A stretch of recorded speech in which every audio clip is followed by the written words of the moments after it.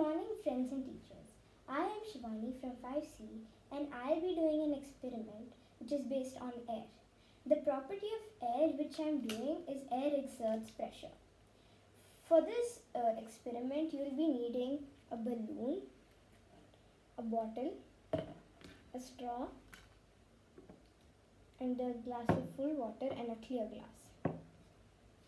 First, you're going to make a hole in the bottle. Then you're going to add the straw through the hole and adjust it and put it under the clear glass. Now you're going to add the water into the bottle. And then you're going to take the balloon and put it on, you're going to blow it up and put it on the rim of the bottle.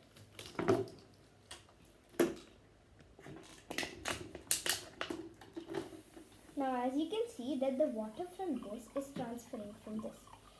It is because that the air from the balloon is coming down and it's putting pressure on the water. And the water is taking all, and the straw is getting able to suck up all the water and it will come out of the straw and it will come in the glass. So I conclude that the air really exerts pressure.